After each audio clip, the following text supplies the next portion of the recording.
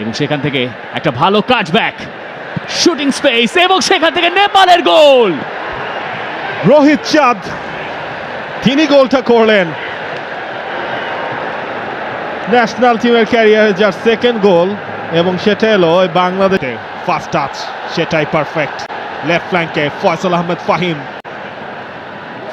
ফাহিমের supply Rakib হেডারের জন্য jump করেছিলেন, হয়নি।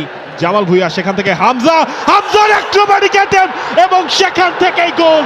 হামজা চৌধুরী, যার স্বপ্ন ছিল বাংলাদেশকে ম্যাচে ফেরানোর, এবং সেই স্বপ্নেই সত্যি হলো হামজার গোল। পঞ্চম ম্যাচে তৃতীয় গোল হামজার। টেক আ বাউ হামজা চৌধুরী। সেকেন্ড হাফের 5 মিনিটের মধ্যেই হামজা অলরেডি একটা গোল দিয়েছে, আরেকটা গোল দেওয়ার তার প্রান্তে হামজা চৌধুরী, তার শট এবং হামজার গোল, হামজার জোড়া গোল। বাংলাদেশের 2 গোলের লিড। পানেনকা, কর্নার কিক, দিনেশ হেনজন তিনি নেবেন এই কর্নার কিকটা।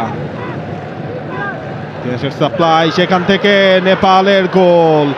শেষে এসে গোল খাওয়ার সেই অভ্যাস থেকে আর বেরোতে পারছে না বাংলাদেশ। হংকং চায়না ম্যাচে যেটা হয়েছে, ড্র ম্যাচ, যেখান থেকে বাংলাদেশের